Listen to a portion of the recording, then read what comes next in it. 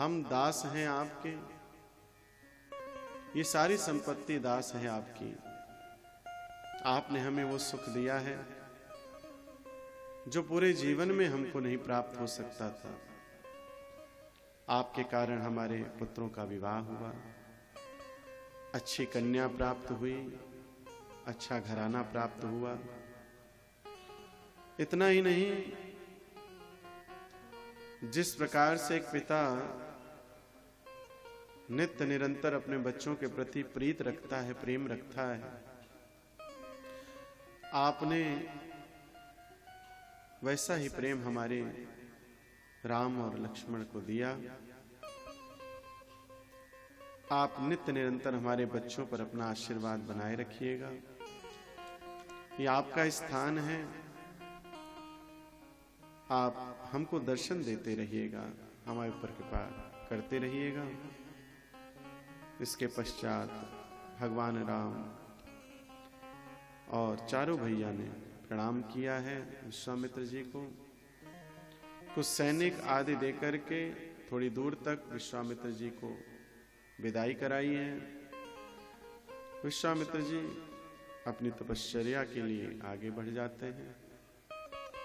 इस प्रकार से भगवान की सुंदर विवाह तक की कथा बालकांड के अंतर्गत हम सब लोग श्रवण किए। अयोध्या कांड की कथा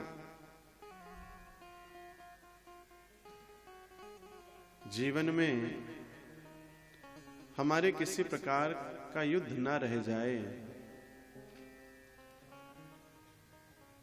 जहां युद्ध नहीं होता है उसका नाम है अयोध्या। हमारे भीतर अगर युद्ध चल रहा है, हमारे परिवार, हमारे प्रेमी जन, हमारे अपने जीवन के साथी संगी के साथ, हमारे भाई भाई का, पिता पुत्र का, माता पुत्र का, इन सब में क्या प्रेम होना चाहिए, क्या रस होना चाहिए, ये श्री राम जी के इस लीला के दर्शन के द्वारा समझा जा सकता है कि जीवन को दूसरे के लिए किस प्रकार से अर्पित किया जाए। अपने पिता के लिए हम क्या समर्पण करें, अपने भाई को हम क्या देकर जाएं, अपनी मां की कोई भी आज्ञा किस प्रकार से पालन करनी है, अपने परिवार को सुख देने के लिए अपने जीवन को धैर्यपूर्ण, किसी प्रकार के कष्ट को सह करके किस तरह से जीवन यापन करना चाहिए, भगवान ने वो चरित्र करके दिखाया। और उसी कथा के विषय में अयोध्या कांड प्रारंभ होता है। नीलांबुज श्यामल कोमलांगम सीता समारो पितवामुभागम पाणो महासायक चारुचापम नमामि रामं रघुवंशनाथम। श्री सीताराम जी के चरणों में बारंबार प्रणाम है। नील कमल के समान श्याम वर्ण के भगवान श्री राम जी विराजमान हैं, जिनके वामांग में मां जानकी जी, सीता जी विराजमान हैं। ऐसे युगल चरणों के चरणों में कोटि कोटि प्रणाम है। भगवान हमारी मति को शुद्ध करें, पवित्र करें। हम सब अपने जीवन में भगवान के सेवा करके उनका सामीप्य प्राप्त कर सकें, ऐसी कामना करते रहना चाहिए। एक समय सब सहित समाजा राजसभा रघु राजु विराजा। एक समय सब सहित समाजा राजसभा रघु राजु विराजा। सकल सुकृत मूरत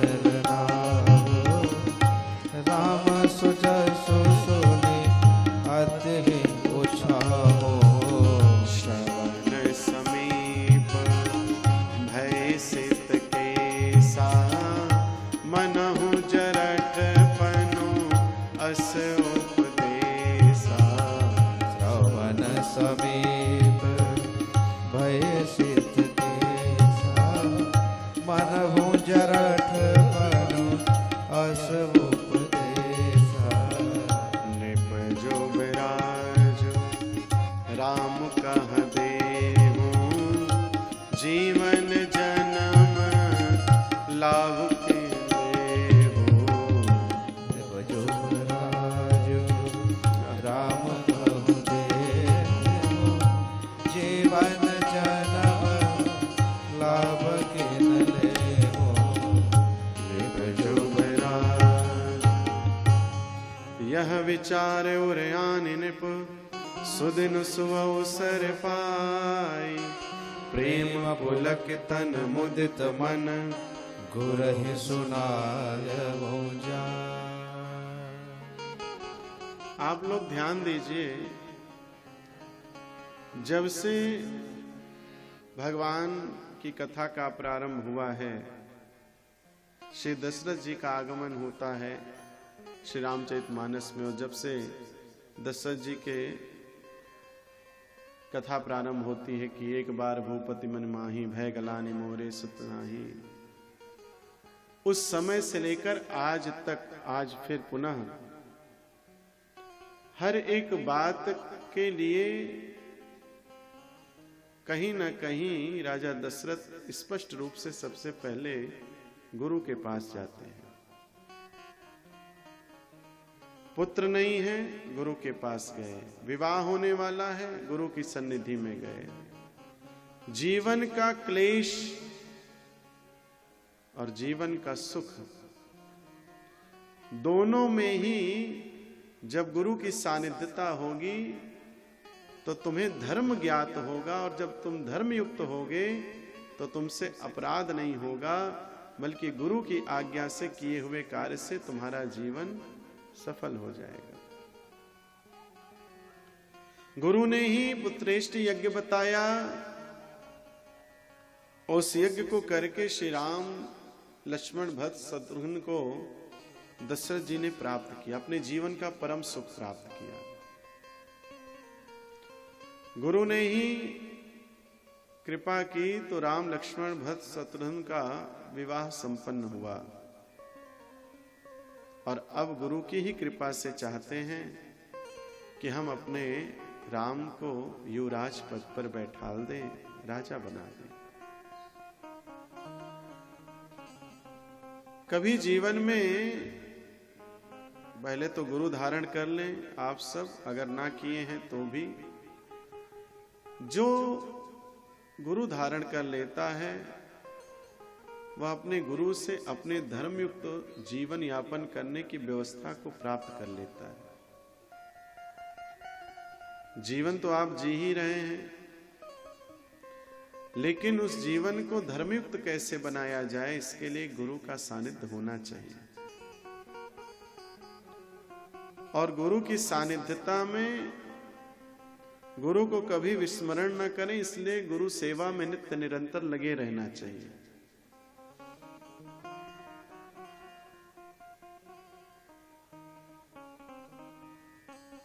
आज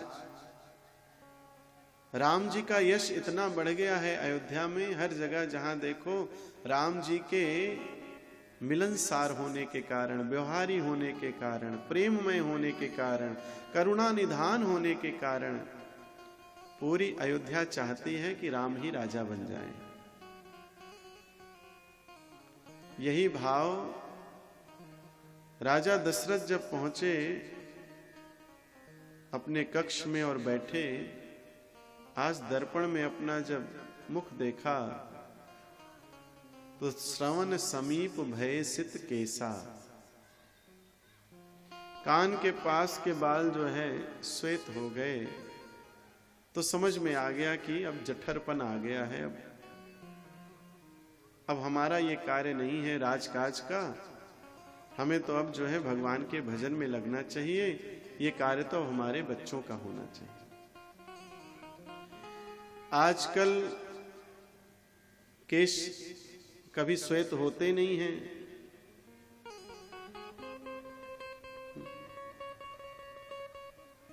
सतयुग त्रेता द्वापर में शक्ति नहीं थी इतनी कि बुढ़ापा से बचाया जा सके, लेकिन कलयुग में इतनी सामर्थ्य है कि कोई बूढ़ा नहीं होता है, चाहे पुरुष वर्ग हो और माताएं तो।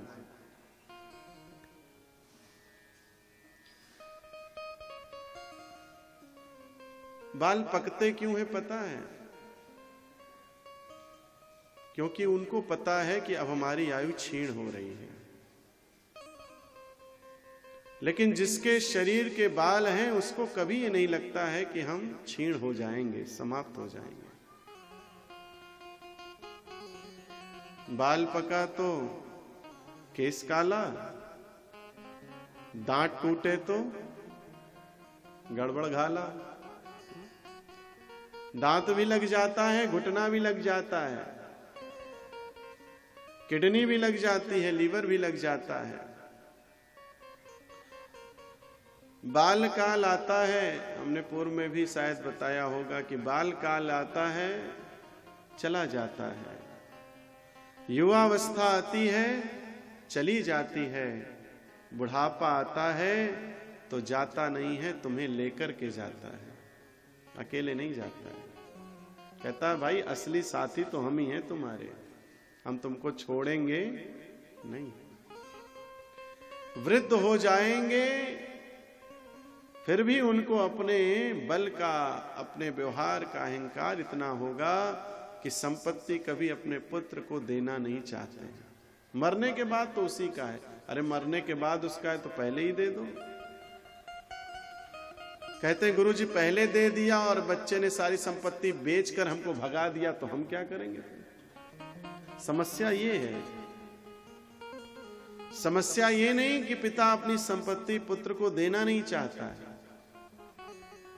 कई बार पुत्र ऐसे होते हैं जो संपत्ति पाने के बाद पिता को ही जय जय सीता, अब आपका यहां नहीं कोई काम, इसलिए आप जाओ जय जय सीता राम।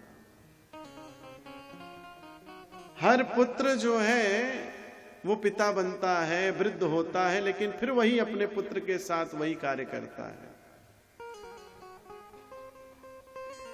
संपत्ति से इतना मोह इसीलिए रहता है क्योंकि लगता है संपत्ति ही उसकी रक्षा करती है, संपत्ति उसकी व्यवस्था करती है, संपत्ति उसको जीवन देती है। लेकिन मानस कहता है कि जहां कुमति तहां,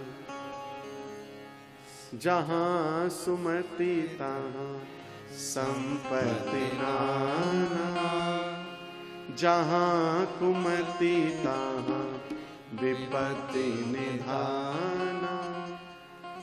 जहां मति आप लोगों की एक दूसरे के अनुसार बंधी हुई है, अच्छी है, एक मत है, वहां संपत्ति अपने आप बढ़ती चली जाती है।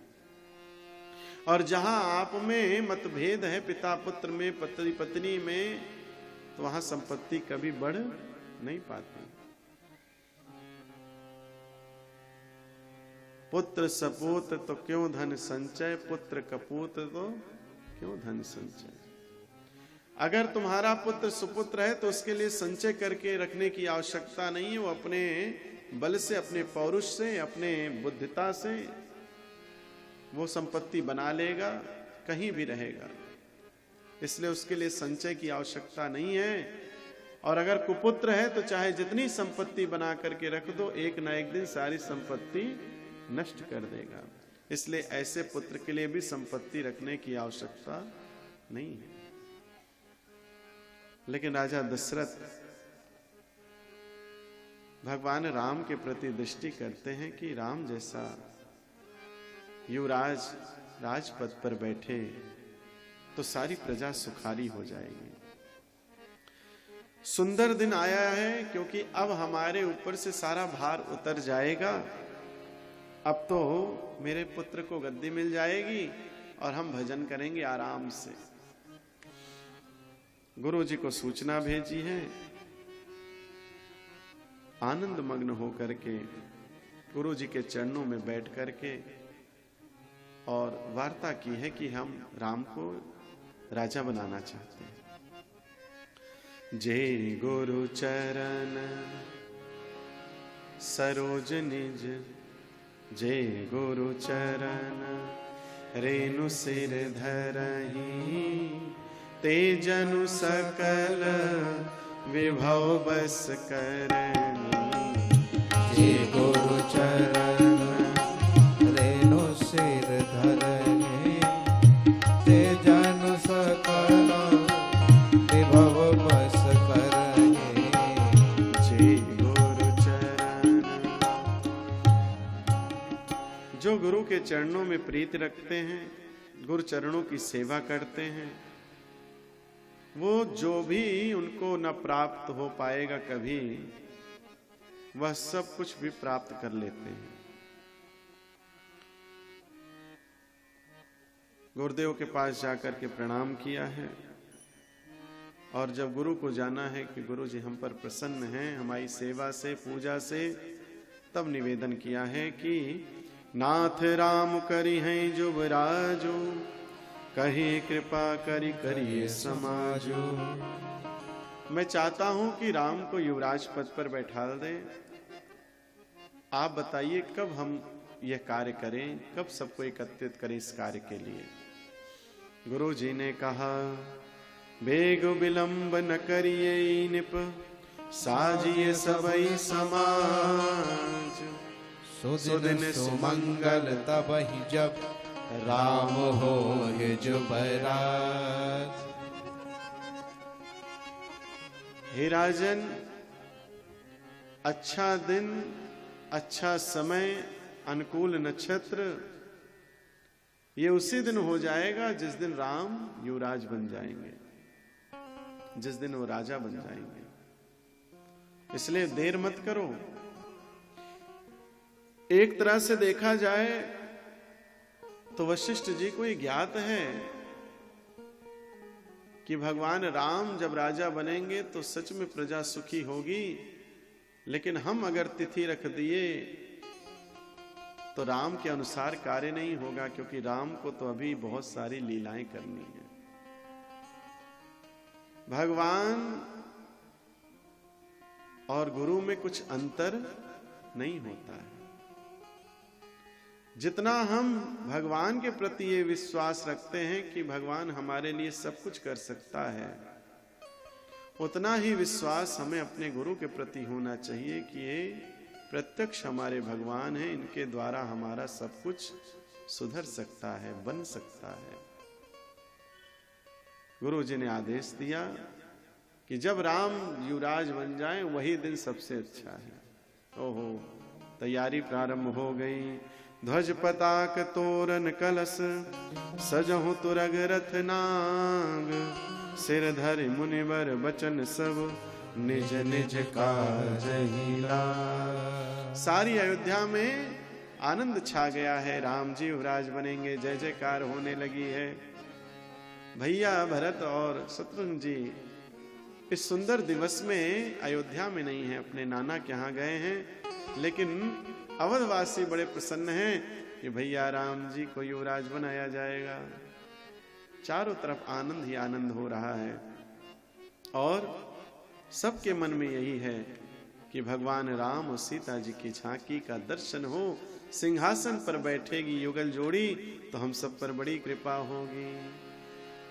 बाउरवा कह दे राम, तेरा हो जाए कल्याण। बाउरवा कह दे राम, तेरा हो जाए कल्याण। बाउरवा कह दे राम, तेरा हो जाए कल्याण। बाउरवा कह दे राम, तेरा हो जाए कल्याण। बाउरवा, मेरे हृदय कर ले, राम कह दे जिससे तेरा कल्याण हो जाए। या हमारे यहाँ कहते हैं बावरा, यानी ये पगले, ये मन, तू सब कुछ छोड़ करके भगवान का भजन कर। इसलिए बाउरवा कह दे राम तेरा हो जाए कल्याण, बाउरवा कह दे राम तेरा हो जाए कल्याण। तू भज ले हरि का नाम, तू भज ले हरि का नाम, तू जप ले हरि का नाम, तू जप ले हरि का नाम, तेरा हो जाए कल्याण। बाबुरवा कह दे राम तेरा हो जाए कल्याण। ओ बाबुरवा कह दे राम तेरा हो जाए कल्याण।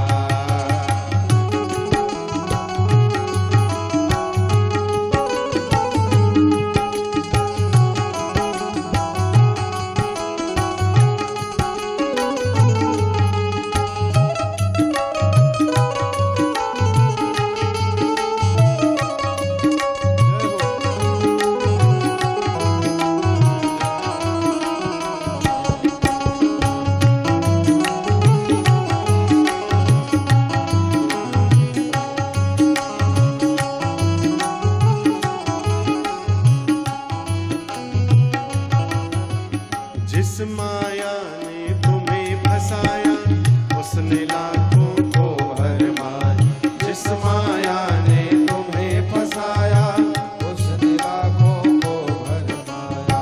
जिस माया ने तुम्हें फसाया उसने लाखों को भरमाया। जिस माया ने तुम्हें फसाया उसने लाखों को भरमाया। किया सबका काम तमाम, किया सबका काम तमाम, तेरा हो जाए कल्याण। किया सबका काम तमाम तेरा हो जाए कल्याण। बाउरवा कह दे राम तेरा हो जाए कल्याण। बाबुरवा कह दे राम तेरा हो जाए कल्याण। तू भज ले हरि का नाम, तू भज ले हरि का नाम, तू जप ले हरि का नाम, तू जप ले हरि का नाम तेरा हो जाए कल्याण। बाबुरवा कह दे राम तेरा हो जाए कल्याण। बाउरवा कह दे राम तेरा हो जाए कल्याण।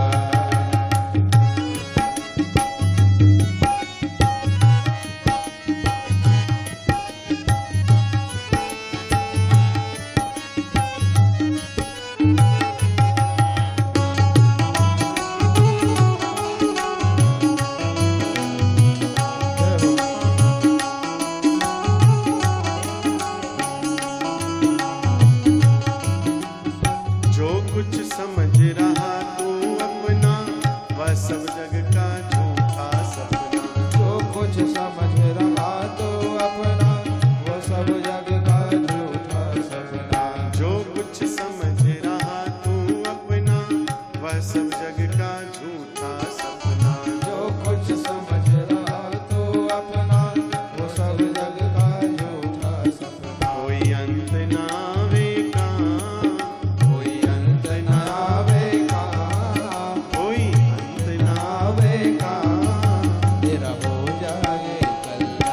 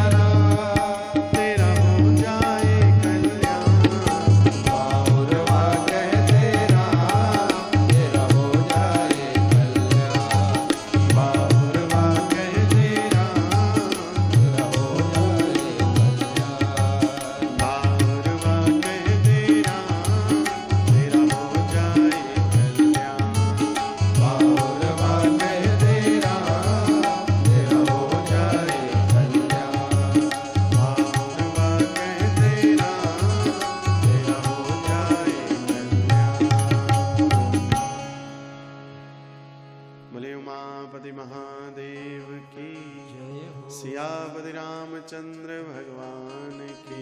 जय हो।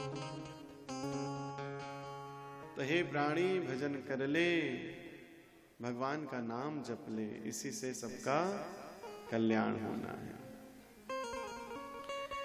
भगवान राम को सूचना पहुंची कि हमारे युवराज पद पर हमें हमारे पिता बैठालना चाहते हैं, तो मन में सुख और हर्ष और उल्लास नहीं हुआ।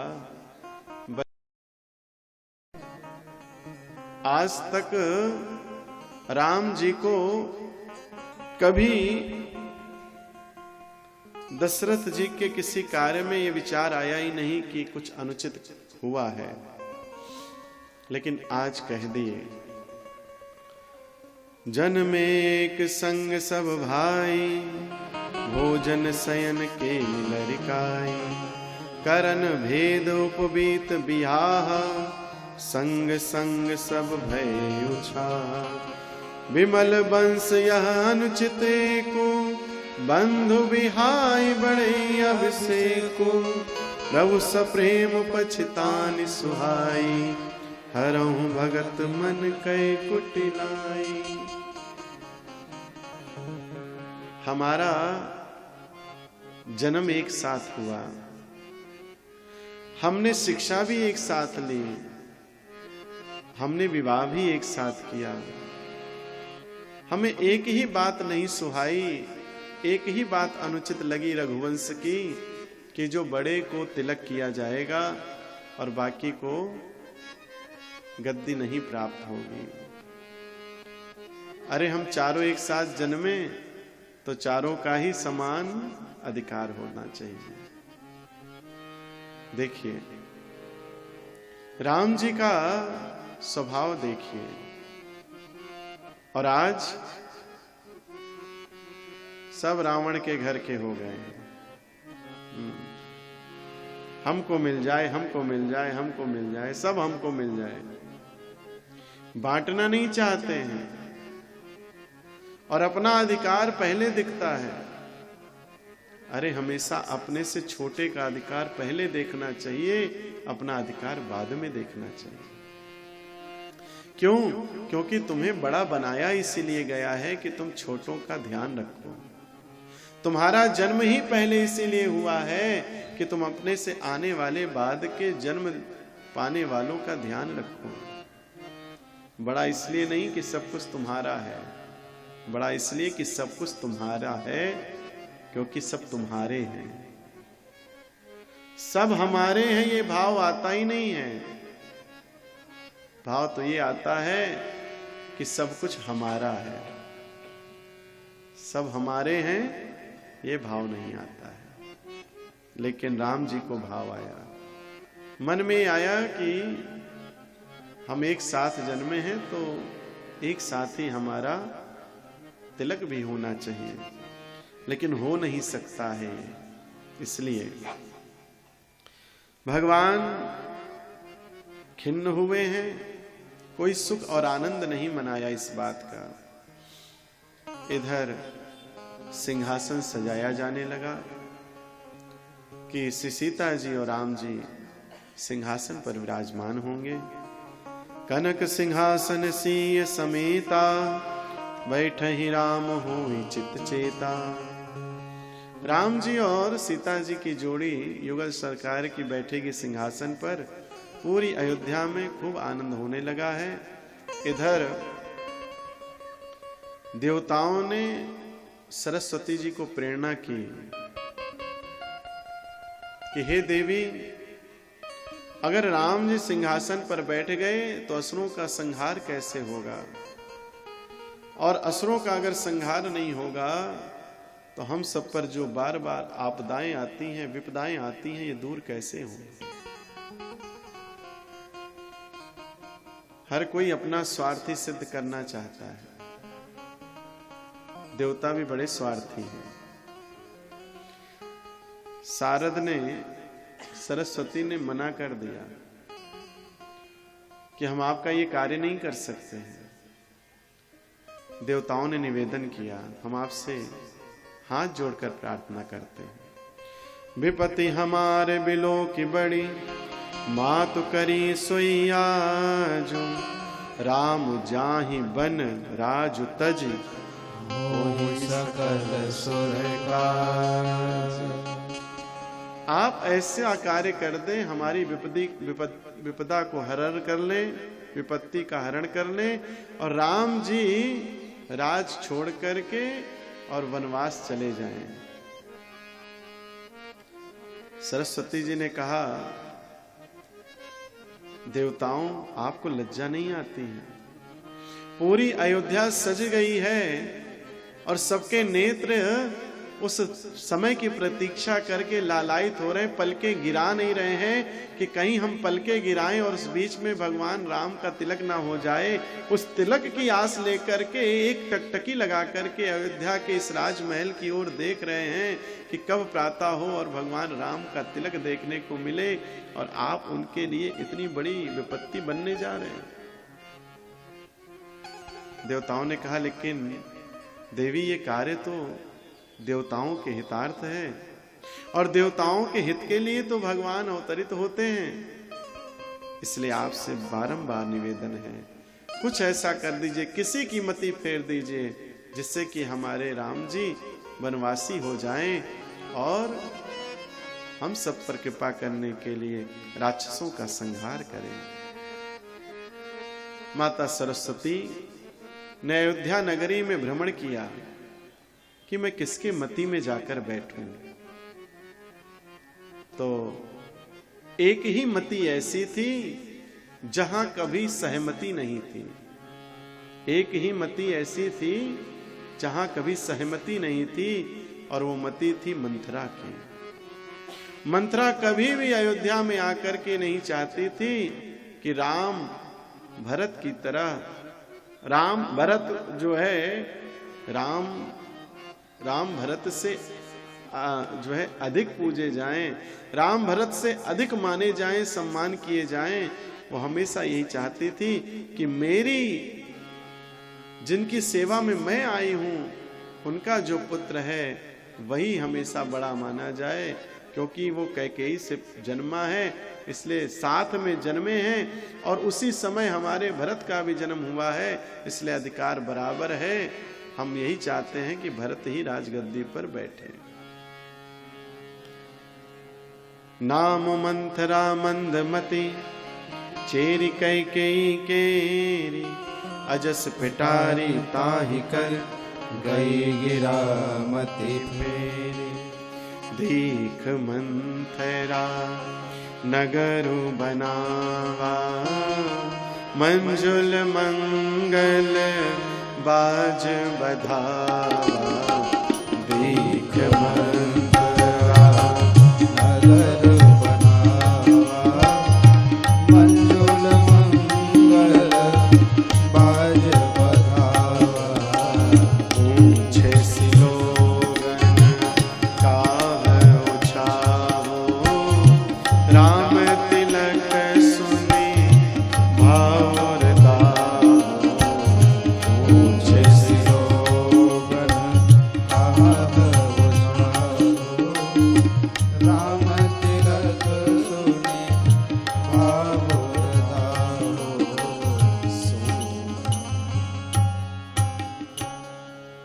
मंत्रा ने देखा कि बड़ी सजावट हो रही है। अयोध्या वालों से पूछा, भाई काहे की तैयारी हो रही है?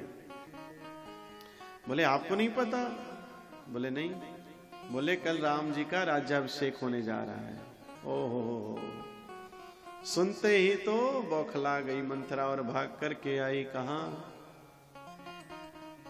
अपने स्वामिनी के पास, कैकेयी के पास आई और कहती है कि आपने सुना क्या? राम को राज्य तिलक कर रहे हैं राजा दशरथ। अरे ये तो बड़ी प्रसन्नता की बात है। प्राण ते अधिक राम प्रिय मोरे, तिनके तिलक छोभ कस तोरे। राम तो हमारे प्राणों से भी अधिक हमें प्रिय हैं, उनके लिए तिलक हो ये तो हम भी चाहते हैं, तुम्हें क्यों दुख हो रहा है? हमें इसलिए दुख हो रहा है क्योंकि हम चाहते हैं कि भरत का तिलक हो। अरे पागल है क्या? राम और भरत में कोई अंतर थोड़ा ना है, बल्कि राम तो हमको भरत से भी अधिक प्रेम करते हैं। आप जानते हैं, यहां तो नहीं, लेकिन संत लोग कहते हैं कि कैकेयी जी ने यह कार्य करने से पूर्व राम जी के पास जाकर के हाथ जोड़कर कहा कि राम, हमसे काम हो नहीं पाएगा, जीवन भर के लिए हमसे मेरा पुत्र तुम्हारा भाई भरत छूट जाएगा। भरत के मन की ही गति को मैं जानती हूं, उसके मन की प्रीति को मैं जानती हूं। वो जब ये सुनेगा कि कैकेयी ने भगवान राम के लिए वनवास मांगा है तो हमें कभी क्षमा नहीं करेगा। राम, मुझे तो लगता है कि वो मुझे मां भी कभी नहीं कहेगा। इसलिए राम, हम तुमसे हाथ जोड़ते हैं, इस कार्य के लिए हमें मत कहो। राम जी ने कहा, मां, आप तो देवताओं का कार्य, हमारे जन्म के जो कारण है उस कारण में हमारी सहायक बन रही है। हमारा तो कार्य ही है विप्रधेनु सुरसंत के हित के लिए। और मां, ये तो आप भी जानती हैं कि लीला हो रही है। कैकेयी ने कहा, राम, है तो लीला, लेकिन जीवन में कभी कोई मुझे अच्छा नहीं कहेगा। विचार करके देखिए, क्या कैकेयी का मन इतना निष्ठुर हो सकता है, जिनको राम को जिन्होंने ये कह दिया कि प्राण से भी अधिक प्रिय हैं हमारे लिए। लेकिन भगवान का कार्य करना है, किसी को तो वो दोष लेना पड़ेगा। जैसे आपके घर में कभी आपके बच्चों से कोई ऐसा अपराध हो जाए और ये पता हो जाए कि बच्चे को अभी बहुत डांट पड़ेगी इनके पिता के आने पर, हो सकता है मारे भी जाएं, तो आप सोचती हो कि इसको, जो इसने गलती की है वो हम अपने ऊपर ले लें। और जब पिताजी इसके आए पुत्र के, तो बोला मां ने कि अरे वो हमसे हाथ लग गया था, गिर गया, टूट गया, या हमने पैसा ऐसे पता नहीं कहां रख दिया, वो गायब हो गया। माताएं तो छिपाती रहती हैं, बच्चों को मार न पड़ जाए पिता से, अपना खूब मार लेंगी मन भर के।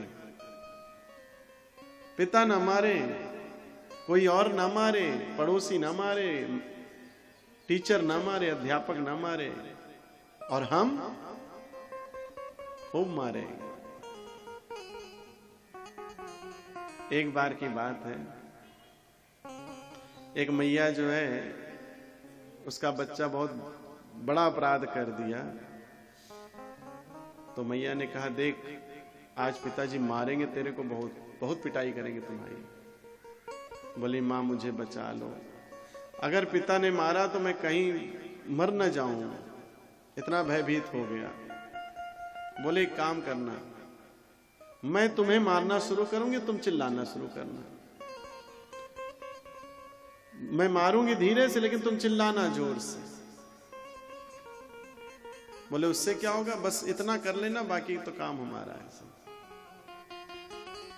अब जैसे ही सायंकाल हुआ, पिताजी आए और आवाज सुन ली कि आ गए हैं वो, बस तुरंत शुरू कर दिया। और खूब बच्चा जोर जोर से चिल्लाने लगा, रोने लगा। पिताजी अंदर आए, बोले, क्या बात है भाई, ये सब क्या हो रहा है? मर जाऊंगा, मर जाऊंगा। पिता के सामने भाई, पिता ने पकड़ लिया, क्यों मारती हो फालतू इसको, जब देखो तब मारती रहती हो। अरे इसने बहुत बड़ी गलती की है, कोई भी गलती की है तो क्या मार डालोगी? बोले, अरे आप सुनोगे तो अभी आप भी मारोगे। बोले, हम इतना थोड़ा मारेंगे, छोड़ो, हटो, बच्चे को हटाओ। मैया ने बाद में बताया कि इसने ही अपराध किया है। पिता के गुस्सा तो बहुत आई, लेकिन वो पहले ही देख लिया कि मारा गया है बेचारा, अब हम क्या मारे इसको। एक हमारे यहाँ की सत्य घटना है। एक बार जो है,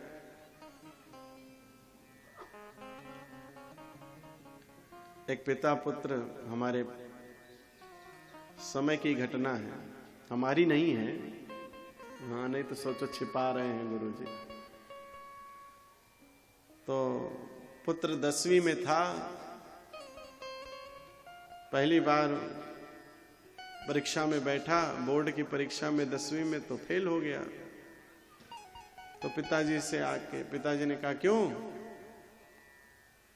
क्या हुआ, परीक्षा फल रिजल्ट क्या आया? बोले पिता, हाँ, अब वो भी चिल्ला रहा उधर से, पिताजी अरे कोई बात नहीं, कोई बात नहीं, हो सकता है किसी जन्म मेरा पिता रहा हो, उसको हमारी आवाज समझ में आ गया। लो, अब ये कौन है?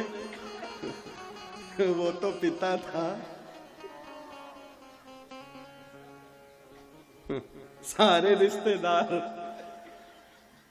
हाँ, सारे रिश्तेदार आ रहे हैं जो पिछले जन्म के हैं। तो वो आया, बोला पिताजी क्या हुआ? बोले पिताजी हम फेल हो गए। कोई बात नहीं, गिरते ही हैं घुड़सवार मैदाने जंग में। बेटा कोई बात नहीं, कोई बात नहीं। दोबारा फिर परीक्षा आई 10वीं की, 1 साल बाद फिर आया, बेटा क्या हुआ परीक्षा फल? अब ये घबराया कि अगर अब की कह दिया फेल हुआ तो राधे राधे हो जाएगा। तो कहे पिताजी क्या बताऊं, नंबर सही नहीं मिल पाया। अच्छा हुआ क्या? बोले पिताजी फिर से फेल हो गया। कहे दुष्ट कहीं का, कोई बात नहीं, गिरते ही हैं घुड़सवार मैदाने जंग में। उनका वो डायलॉग था, दोबारा फिर मार दिए। तीसरी बार फिर फेल हो गया। फिर आया, पिताजी ने कहा क्या हुआ? बोले पिताजी गिरते ही हैं घुड़सवार।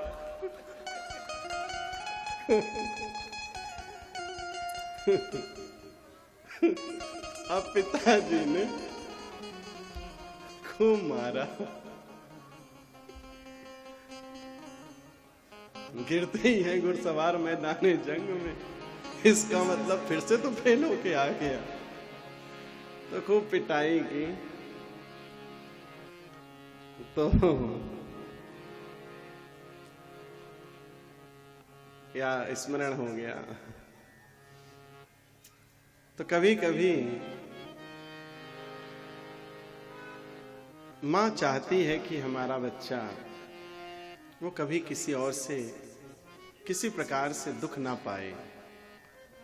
और कोई बच्चा, किसी का भी बच्चा हो, चाहे अमीर का, चाहे गरीब का, चाहे किसी के यहाँ का, यहाँ तक कि पशु पक्षी के भी बच्चों को उसकी मां कभी चाहती नहीं है कि कष्ट हो।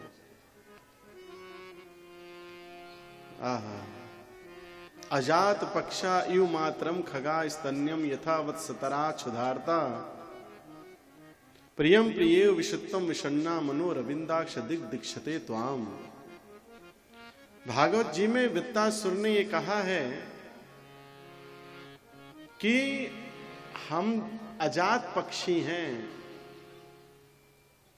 हम छोटे हैं, हमारे पंख नहीं उगे हैं। जिस प्रकार से पंखहीन बच्चे पक्षी के बाट जो होते हैं कि अब मेरी माँ आएगी और मेरे मुंह में कुछ दाना डालेगी, जिस प्रकार गौ दुहन से पहले उसके बछड़े प्रतीक्षा करते हैं कि अब माँ हमको दुग्ध पान कराएगी, इसी प्रकार से हमारा मन नित्य निरंतर आपके प्रेम में लगा है कि कब आपके दर्शनों से हम तृप्त होंगे, कब आपका दर्शन हमको मिलेगा। तो मां ने कहा राम हमसे तो नहीं हो पाएगा। राम जी ने प्रार्थना की कि मैया आपके चरण छूते हैं, ये कार्य तो आपको ही करना पड़ेगा। किसी एक को तो दोषी बनाना ही पड़ेगा। किसी एक को तो जीवन में उस संकट को अपने जीवन में लाना ही पड़ेगा।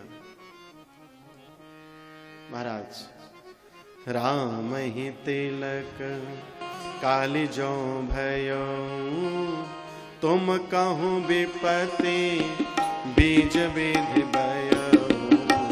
राम ही तिलक काली जो भयो, तुम कहो विपत्ति बीज विधि भयो। रेख खचाई कहूँ बल भाखी, भामिन भयो दूध कै माखी। रेख खचाई कहूँ बल भाखी, भामिन भयो दूध कै माखी। रेख खचाई। मंत्रा कहती है कि अगर कल राम तिलक हो गया तो तुम अपने जीवन में अपने लिए ही विपदा का बीज बोने वाली हो जाओगी। राम का तिलक ना हो ऐसा कोई उपाय करो। और भूमि पर रेख खिंचा करके कहा कि देखो मैं लिख रही हूं कि अगर तुमने राम का तिलक होने दिया तो जैसे दूध में से मक्खी उठाकर फेंकी जाती है, ऐसे इस अयोध्या से तुमको और तुम्हारे भरत को उठाकर फेंक दिया जाएगा। कौशल्या तो बाट जोह रही है, जैसे कद्रू विनीता, जो कद्रू और विनीता को, कद्रू ने विनीता को दुख दिया था, ऐसे ही कौशल्या बाट जो रही है कि कैसे तुमको दुख दिया जाए। सुन मंथरा बात फुर तोरी, सुनु मंथरा बात फुर तोरी, दहिने आंख नित भर कई मोरी। दहिने आँख नित भर कई मोरी, दिन प्रति देखऊं रात को सपने, दिन प्रति देखऊं रात को सपने। कहूं न तो ही बस अपने, कहूं न तोहि मोह बस अपने। काह करो सखी सोध सुहाओ, काह करो सखी सोध सुहाओ। दाहिने काम न जानन खाओ, दाहिने काम न जानन खाओ, दाहिने काम न जानन खाओ। कभी कभी क्या होता है कि जो हमारे बहुत निकट रहने लगता है, उसकी मति हमारे ऊपर अपने आप उसकी मति के साथ जुड़ जाती है। हमारी मति भी उसके मति के अनुसार काम करने लगती है। मंथरा ने जब बार बार ये विचार बताए तो कैकेयी कहती हैं कि मंथरा, तुम्हें सच सच बताऊं, एक बात मैंने आज तक कभी किसी से कही नहीं। हाँ हाँ बोलो। बोले, हमारी दाहिनी आंख कुछ दिन से बहुत फड़क रही है, अशुभ संकेत हो रहे हैं हमको बहुत दिन से, लेकिन हम किससे क्या कहते हैं, हमारी सुनेगा कौन। हमको तो लगता है कि हमारे जैसे साधु स्वभाव, सरल स्वभाव की बात कौन मानता। मैं इतनी सीधे स्वभाव की हूं कि कभी किसी से कुछ कह नहीं सकती, कभी मांग नहीं सकती, कभी कोई मांग नहीं रख सकती हूं। और मुझे इधर उधर का तो कुछ आता नहीं है, दायां बायां तो मैं करना जानती नहीं हूं। इसलिए तुमसे कहती हूं कि मन में मेरे भी कुछ अपशकुन हो रहे हैं। अपने चलत न आजु लगी, अनभल काहुक कीन, कहीं अग एक कहीं बार मोही, देय दुसह दुख दे। आज तक मैंने अपने जीवन में अपनी बुद्धि से, विवेक से समझ लिया है कि मैंने आज तक कभी किसी का कोई अपराध नहीं किया। कई बार आप सब भी कहते ना कि गुरुजी हमने किसी का बुरा नहीं किया, फिर भी हमारे साथ बुरा क्यों होता है? प्रारब्ध है। अवश्यमेव भोक्तव्यम कृतम कर्म शुभाशुभम।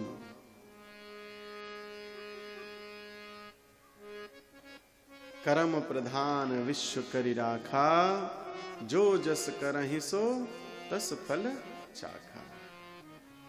कर्मणा जायते जंतु कर्मणैव विलीयते, सुखम दुखम भयम क्षेमम कर्मणैवाभिपद्यते। कर्म से ही जीव जन्मता है।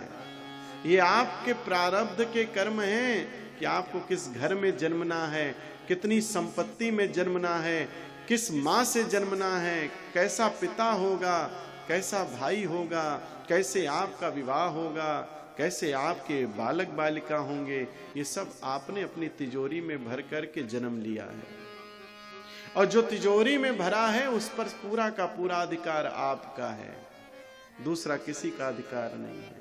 इसलिए उस तिजोरी में भरे हुए तुम्हारे कर्म का सुख और दुख दोनों ही तुम ही को भोगना पड़ेगा, कोई तीसरा आकर के उसको भोग नहीं सकता है। ये तुम्हारी अपनी तिजोरी में रखे हुए धन है कर्म के, जो तुमने अच्छे किए हैं और बुरे किए हैं।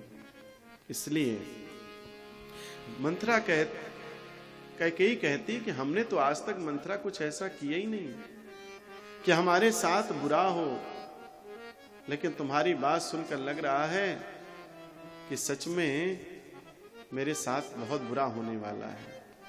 इसलिए मैं तो नैहर चली जाऊंगी तुमको लेकर के, भरत को लेकर के। हम यहां विरोध नहीं करेंगे, युद्ध नहीं करेंगे, हम अपने शांति से अपने मां के यहां चले जाएंगे, वहीं रहेंगे। मंथरा ने कहा वहां क्यों जाओगी? वहां पे भी कौन सा तुम्हारा सम्मान होगा?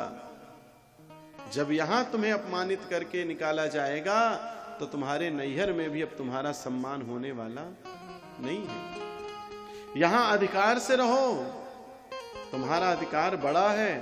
तुमने राजा दशरथ की रक्षा की थी, युद्ध में नहीं तो राजा मारे जाते। विस्मरण हो गया क्या? इसलिए बिल्कुल भी तुमको यहां से जाना नहीं है, यहीं रहना है और भरत को राजगद्दी भी दिलानी है। आहा, को ना संगति पाई न साई, रहई न नीच मते चतुराई, को न कुसंगति। संगत का बहुत असर पड़ता है। अच्छी संगत में रहो,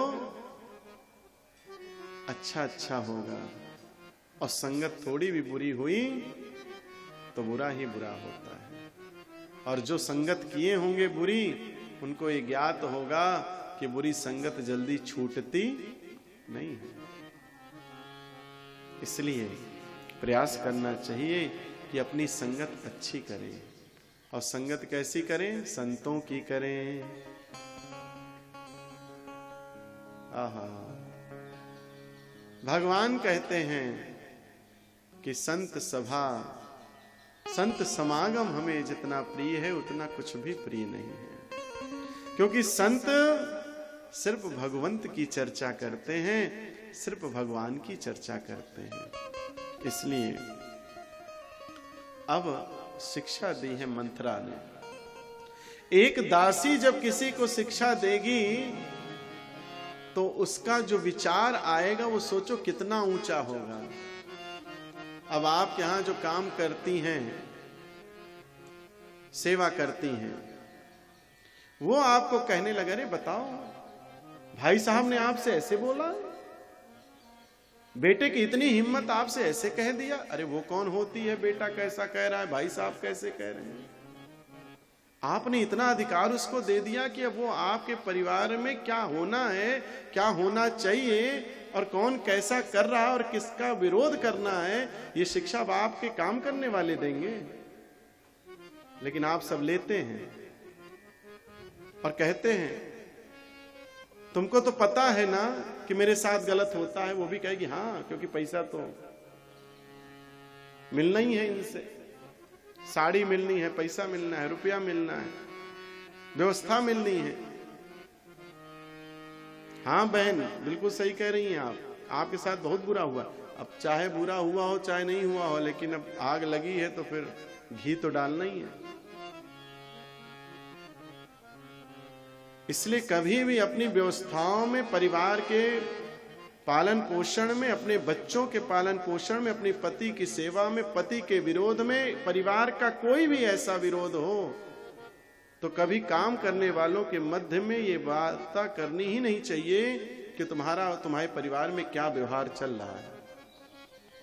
लेकिन रहा नहीं जाता है। अपने आप को धैर्यवान बनाइए, धैर्य रखिए, आपका ही प्रारब्ध है। जो कुछ भी घटित हो रहा है इसलिए इसको भोगिए, क्योंकि उस प्रारब्ध को वो सुनने वाला कभी उस कष्ट से तुम्हें निवृत्त नहीं करा सकता है। अरे तुम्हारे घाव कहीं हो जाए तो हमारी पट्टी करने से तुम्हारा घाव नहीं सूखेगा, बल्कि तुम्हारे नियम संयम औषधि लेने से तुम्हारा घाव सूखेगा। इसलिए प्रयास कीजिए कि कभी भी जीवन में परिवार की कोई वार्ता हो तो ऐसे किसी व्यक्ति को मत बताइए जो आपका परिहास करे या आपके परिवार का विघटन करवाए। लेकिन संगति मिल गई मंथरा की तो मंथरा ने कह दिया तुमने 2 वरदान राजा से प्राप्त किए हैं। स्मरण आ गया, ओहो हाँ, अच्छा याद दिलाया तुमने। तो बस एक वरदान मांग लो कि भरत का तिलक हो जाए, और दूसरा राम को वनवास। भरत का तिलक सुनकर के कैकेयी तो आनंदित हुई, लेकिन जब राम का वनवास सुना तो जो राम प्राण के जैसे प्रिय हैं उनको वनवास कैसे दे दे, ये चिंतन हो गया कैकेयी को भी। मन में आया कि मेरे मुख से ये शब्द निकलेगा कैसे, लेकिन राम का कार्य करना है, इसलिए राम के कार्य के लिए अपने को दोषपूर्ण बना लो। माता कैकेयी जी ने विचार कर लिया कि अब तो हम ये 2 वरदान मांग के ही रहेंगे, क्योंकि एक में राम का भला है और दूसरे में यहां के राज्य का भला है। अगर राम को वनवास दे दिया और भरत को तिलक ना मांगा तो जो ये अयोध्या है ये अनाथ हो जाएगी। इसलिए राम जी को वनवास भेज करके भरत को तिलक दिला देंगे तो इतने दिन की जो राजकाज की व्यवस्था है वो भरत जी संभाल लेंगे। और यही विचार करके कहा कि मंथरा तुम सही कह रही हो, मैं अपने 2 वरदान आज राजा से मांग कर रहूंगी। ये विचार करके और कैकेयी कोप भवन में चली गई हैं, सारा श्रृंगार उतार दिया है, काले रंग के वस्त्र धारण किए हैं। अपने यहां ये आप सब भी ध्यान रखें कि पूजन में, अनुष्ठान में, उत्सव में, गृह के किसी भी आनंद के समय में कभी भी काले रंग का वस्त्र, नीले रंग का वस्त्र, श्वेत, बिल्कुल श्वेत वस्त्र धारण नहीं करना चाहिए। पीला पहनिए। बहन जी कान पकड़ रही हैं कि हम पहन के काला काला आ गए, कोई बात नहीं है। पार्षद जी भी देख रहे कि हम भी काला पहन, कोई बात नहीं है। देखिए आप सब समाज में हैं, आपका तो ये आभूषण है, आपका तो आभूषण है, ये आपकी पहचान है। जैसे एक ड्रेस कोड होता है, बच्चे जो विद्यालय जाते हैं उनके लिए जैसे एक ड्रेस कोड होता है, पुलिस विभाग के लिए जैसे एक ड्रेस कोड होता है, हमारे समस्त प्रशासनिक कार्य करने वालों के लिए, वैसे ही उस प्रशासन पर शासन करने वालों का भी एक व्यवहार होता है कि वो उसी वस्त्र के साथ शुभ लगते हैं, अच्छे लगते हैं। तो आप आपके लिए नहीं है जो अनुष्ठान में, और तो इसलिए कथा में भी आए। ऊपर वाला काला नहीं हो तो और अच्छा है। हाँ भाई, अंदर से भी काले मत रहो और ऊपर से भी। हाँ, मन तो, हृदय तो स्वच्छ होना चाहिए। निर्मल मन जन सो मोहि पावा, मोहे कपट छल छिद्र न भावा। निर्मल मन जन सो मोहि पावा, मोहे कपट छल छिद्र न भावा। निर्मल मन। राजा दशरथ जी के पास सूचना पहुंची कि कैकेयी कोप भवन में है। राजा थर-थर कांपने लगे। क्या बात है? मन में न जाने कितने प्रश्न उठने लगे कि कैकेयी ऐसा क्यों कर ली। कोप भवन में जब प्रवेश किया तो कैकेयी अपने जो है आसन से भूमि पर नीचे पड़ी हुई, सारे श्रृंगार बिखेर रखे हैं और काले रंग का वस्त्र धारण कर रखा है। राजा देखकर भयभीत हो गए और कहा कि क्या बात है। तब मांगु मांगु पे कहूं पिय, कबहु न देहु न लेहु, देन कहो बरदान दुई, देव पावत संदेह। आप कहते तो हो, अपना बनाते तो हो, अपना जताते तो हो, लेकिन हमारा अपना वाला कोई व्यवहार आप हमारे साथ करते नहीं हो।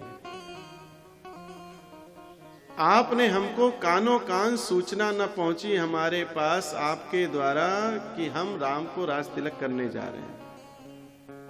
एक बार हमसे तो कह दिया होता कि राम को राजगद्दी देने जा रहे हैं।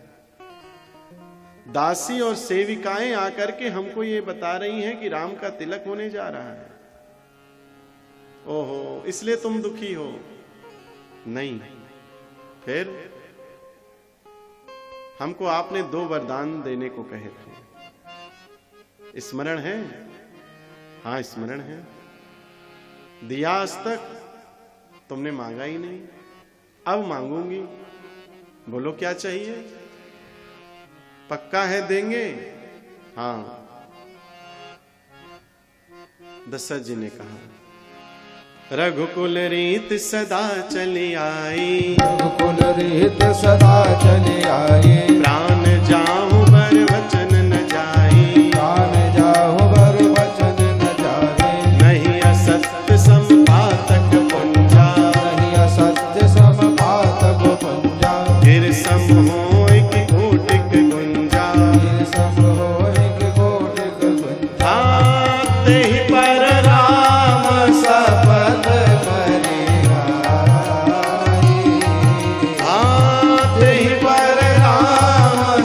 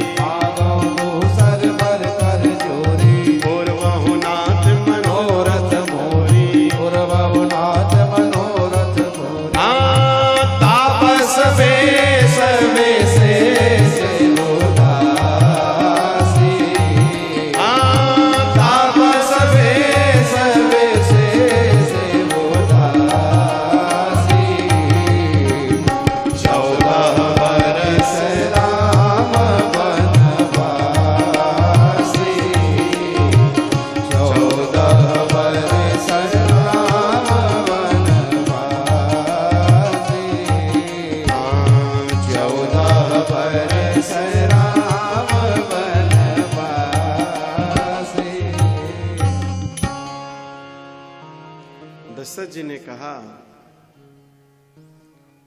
राजा रघु की रीति है कि प्राण दे देंगे लेकिन वचन से खाली नहीं जाएंगे। तुम्हें लगता है कि हम तुम जो वरदान मांगोगी देंगे नहीं? देंगे, हाँ देंगे। राम की शपथ, राम की शपथ। तो सुनिए, पहला वरदान ये है कि भरत को राज तिलक दे दीजिए। दूसरा, अब कैकेयी जी को पता है कि हमसे बहुत बड़ा अपराध होने जा रहा है, तो इसलिए मांगो दूसर बर कर जोरी, हाथ जोड़ करके कह रही हैं और भगवान से मन ही मन क्षमा मांग रही कि राम, तुमने हमसे कहा कि आप हमारे लिए वनवास मांगिए, तुम्हारे कहने के अनुसार मैं मांग तो रही हूं, लेकिन यह अपराध हमसे भी सहन हो नहीं रहा है जो तुमने हमारे मुख में लाकर रख दिया कि हम तुम्हारे लिए वनवास मांग लें। इसलिए मांगो दूसर बर कर जोरी, पूर्वहु नाथ मनोरथ मोरी, तापस वेश विशेष उदासी, 14 बरस राम बनवासी, तापस वेश। प्रथम तो भरत को तिलक और दूसरा राम को 14 वर्ष का वनवास चाहती हूं। ओहो, दशरथ जी ने जैसे सुना, कौने अवसर का भयो गयो नारी विश्वास, जोग सिद्धि फल समय जिमि जति ही अविद्या नाश। कभी कभी हमारे बीच में भी कुछ उत्सव आने वाला रहता है, कुछ प्रसन्नता का कार्य होने वाला रहता है, किसी घर में आनंद की तैयारी हो रही होती है, तो किसी एक की मति ऐसी भ्रष्ट हो जाती है कि उस पूरे उत्सव का व्यवहार वो नष्ट करके और ऐसा व्यवहार करता है कि पूरा उत्सव बेकार हो जाता है। कभी भी जब उत्सव आए, आपके घर में भगवान के उत्सव मनाए जा रहे हो या अपने परिवार के उत्सव मनाए जा रहे हो, कुछ बात अगर आपके साथ बुरी हो भी गई है तो उत्सव हो जाने दीजिए, उसके बाद अपनी बात को कहिए। 2-3 दिन में उत्सव समाप्त हो जाए फिर अपनी बात को कहिए। उत्सव में व्यवधान मत बनिए, उत्सव का आनंद में अपने जीवन में उसका सुख का व्यवधान मत बनाइए, होने दीजिए उत्सव। उसके बाद कहिए कि हमारे साथ आपने ये किया, हमारे लिए आपने ऐसा कहा। ये बातें उत्सव के बाद करिए। क्यों अपने कारण मात्र पूरे परिवार का उत्सव आप लोग नष्ट कर देते हैं, वो आनंद आप लोग समाप्त कर देते हैं। इसलिए कौने अवसर का भयो गयो नारी विश्वास। मैं तो ये सोचता था कि तुम मेरी अर्धांगिनी हो, मुझे समझती हो, तुमने भरत को तिलक मांग लिया। मैं मानता हूं कि तुम्हें कष्ट हुआ होगा कि राम को मैंने तिलक दे दिया, तुमसे पूछा भी नहीं, ये बात तुम्हारी स्वीकार करता हूं। लेकिन राम को 14 वर्ष का वनवास, ये उचित नहीं है, ये अच्छा नहीं है। अरे देन कहो अब जन बर देहो, देन कहो अब जन बर देहो, तजऊ सत्य जग अपजस लेहो, तजऊ सत्य जग अपजस लेहो, शिव दधीच बलि जो कछु राखा, शिव दधीच बलि जो कछु राखा, शिव दधीच बलि जो कछु भाखा, शिव दधीच बलि जो कछु भाखा, तनु धनु तजऊ वजन पन राखा, धनु तजऊ वजन पन राखा, अति कटु वचन कहत बैठे,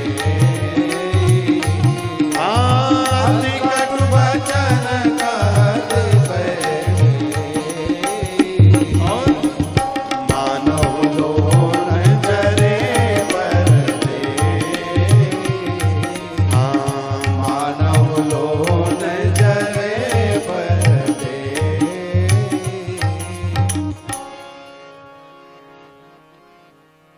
देना चाहते हैं तो स्पष्ट कहिए ना कि आप नहीं दे पाएंगे।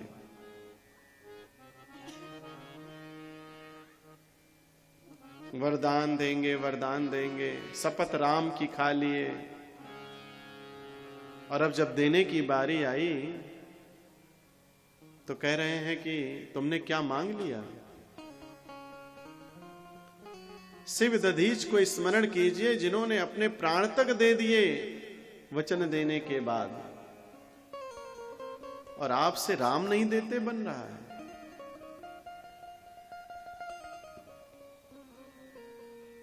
कभी कोई जल जाए और वहां पर कोई नमक रगड़ता रहे, वही स्थिति दशरथ जी की है इस समय।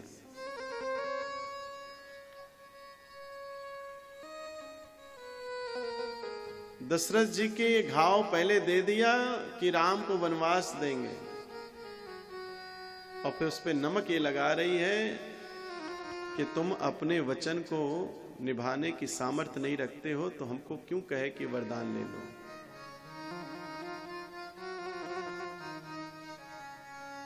राजा दशरथ ने कहा, कैकेयी,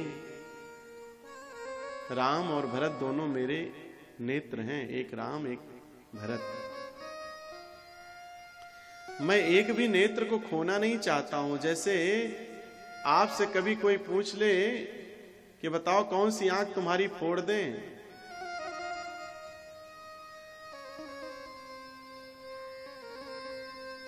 तो आप कहोगे भैया हमारी आंख मत फोड़ो, एक भी आंख मत फोड़ो, मुझे दोनों की आवश्यकता है।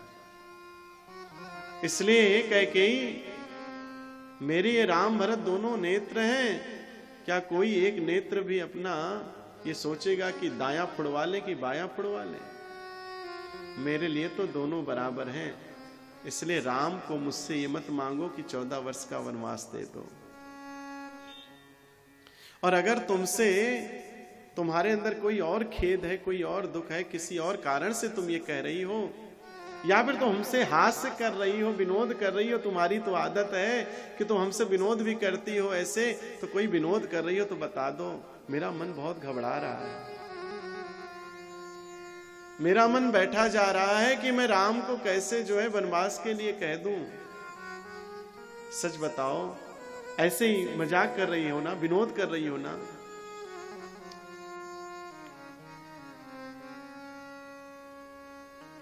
कैकेयी जी ने कहा, नहीं, हमको तो राम का वनवास ही चाहिए। होत प्रात मुनि बेस धरू, जौ न राम बन जाहि, मोर मरन राहुर अजस, निप समझो मनमा। अगर राम प्रातः होते हुए वनवास के लिए नहीं गए तो अब मैं आत्महत्या कर लूंगी। आप तो प्राण बाद में देंगे, पहले मैं मर के दिखाऊंगी। अब या तो राम को वनवास होगा और या तो कैकेयी के प्राण रहेंगे।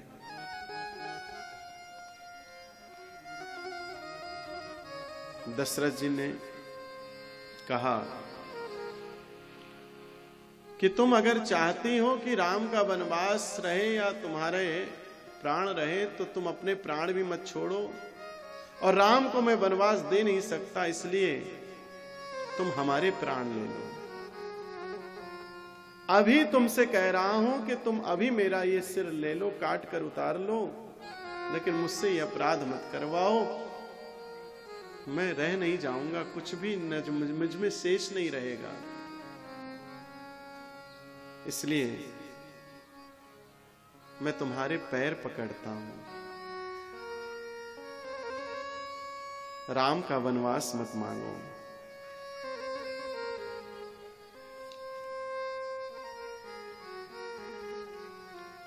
राम जी का स्मरण करते हुए दशरथ जी भूमि पर गिर पड़े हैं और जान गए हैं कि कैकेयी वो नागिन बनकर के आई है जो काल की तरह अब हमको डस ली है। अब इस काल से हम बच नहीं पाएंगे, इसके विष से हम बचेंगे नहीं। पूरी रात राम राम की पुकार की है दशरथ जी ने। प्रातः हुई है। राजा दशरथ रात्रि भर ये मनाते रहे कि प्रात ना हो, क्योंकि प्रातः होगी तो राम को वनवास जाना पड़ेगा। और पूरी अयोध्या ये मना रही है कि प्रातः हो जाए, जिससे कि राम जी को हम तिलक करता हुआ गद्दी पर बैठा हुआ देख पाए।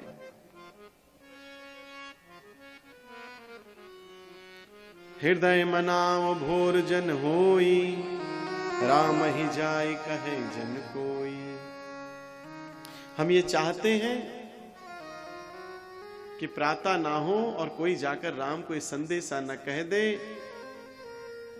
कि उसकी मां ने उसके लिए वनवास मांगा है।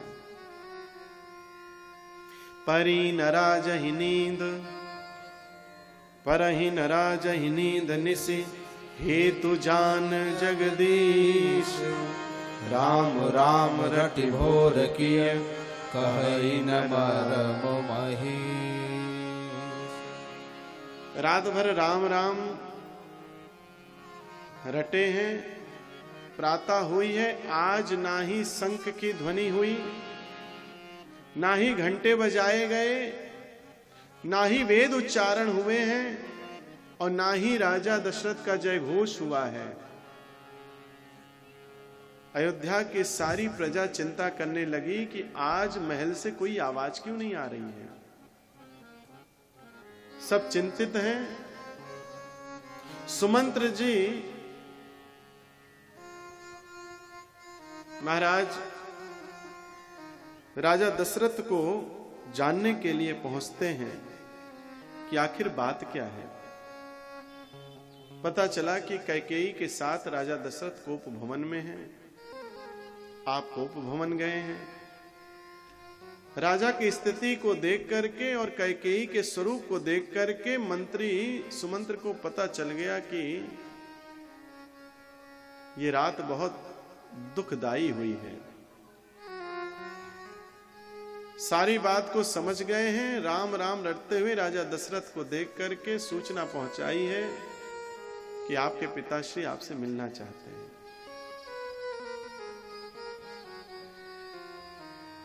भगवान राम आते हैं। राजा दशरथ की स्थिति देख करके उनके चरणों में बैठ जाते हैं। पिता से कह रहे हैं, पिताजी क्या हुआ? राजा दशरथ के नेत्रों से अश्रु की धारा बह रही है, मुख से वचन नहीं हो रहे हैं। अचेत अवस्था में राजा दशरथ पड़े हुए हैं। कैकेयी की ओर देखा, मैया आप बताओ क्या बात है, पिताजी की स्थिति ऐसे कैसे हो गई? कैकेयी ने कहा, राम तुम्हारे पिता रात भर सोए नहीं हैं। क्यों मां, क्या बात हो गई? बोले, हमने इनसे 2 वरदान पाए थे। हमें इच्छा हुई सो हमने रात्रि में इनसे मांग लिए। ये वो वरदान देने में संकोच कर रहे हैं। क्यों? क्योंकि राम उस वरदान में तुम्हारे लिए वनवास है। और मैया दूसरा, बोले भरत को तिलक। ओहो, सुनते तो हृदय आनंदित हो गया। मैया ये तो बहुत अच्छा है। मैं तो स्वयं चाहता था कि मेरे भाई भरत को गद्दी मिले, और आपने ये वरदान नहीं बल्कि मेरे ऊपर उपकार किया है, मेरे ऊपर आशीर्वाद बनाया है।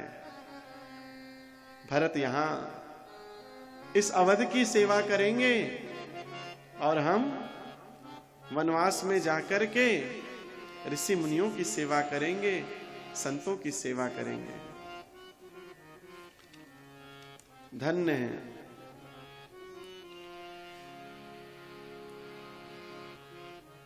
तो राम ये संकोच तुम्हारा कर रहे हैं। अरे मैया, ये शरीर आपका और पिता का दिया हुआ है, और आपकी इच्छा है, और पिता इस बात से कि हम वनवास जा रहे हैं इसका दुख मनाएं, ये अच्छा नहीं है। हम अभी जाते हैं, मां से आज्ञा लेकर के आते हैं और पिता के वचन को हम पूर्ण करेंगे।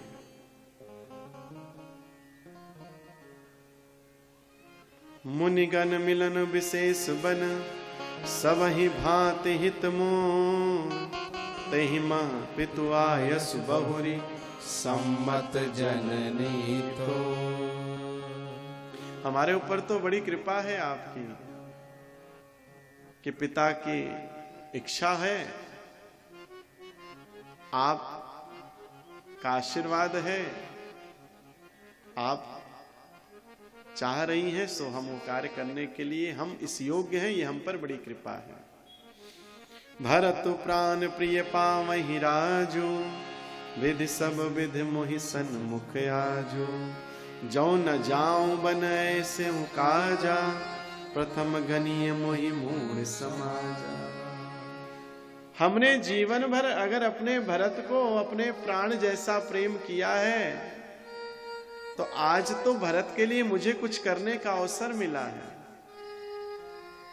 अगर मेरे वन जाने से भरत को तिलक मिल रहा है, तो मेरे लिए तो ये बड़ा कार्य हो जाएगा, सौभाग्य की बात होगी कि मैं अपने छोटे भाई के लिए कुछ कर पा रहा हूं। और अगर ऐसा नहीं करूंगा तो जो ज्ञानी समाज है वो हमको कहेगा कि बताओ, लोभ कर लिया राज्य का, अपने भाई से विरोध किया राम ने। इसलिए मैं स्वीकार करता हूं। इधर मां कौशल्या के पास जाकर के राम जी ने कहा कि मां,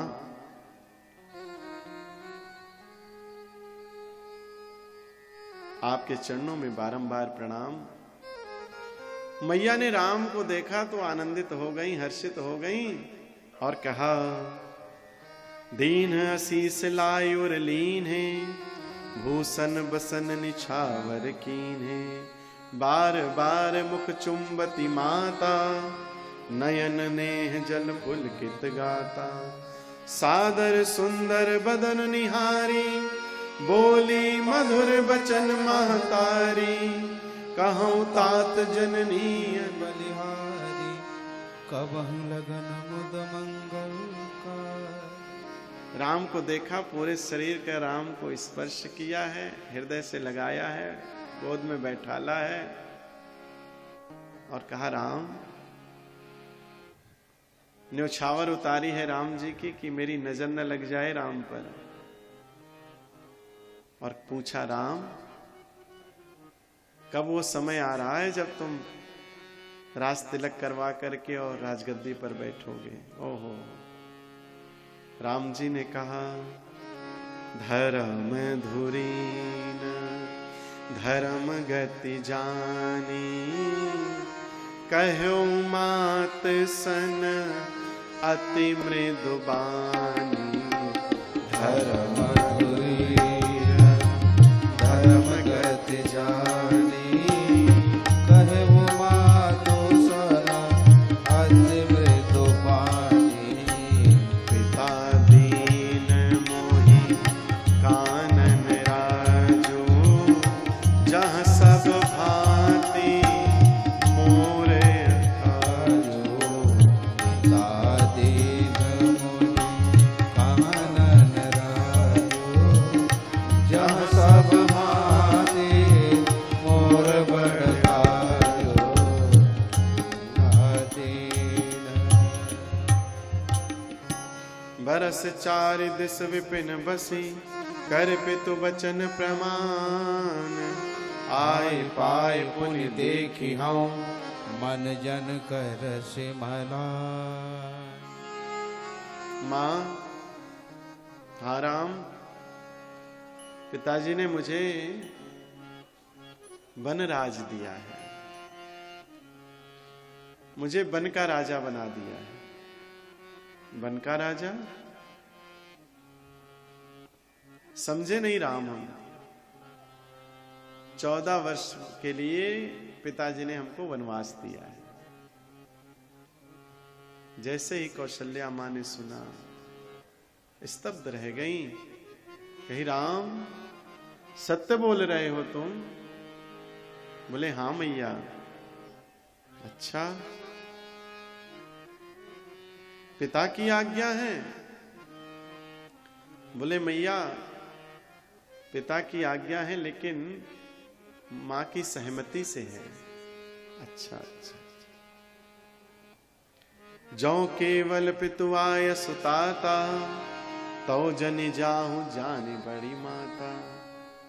कौशल्या जी ने कहा अगर केवल पिता ने कहा है तो पिता से मां बड़ी होती है, इसलिए मैं कह रही हूं कि तुम वन नहीं जाओगे। लेकिन अगर तुम्हारी मां कैकेयी की अगर सहमति है, उनका भी अगर आशीर्वाद है इस बात के लिए, तो तुम अवश्य बन जाओ।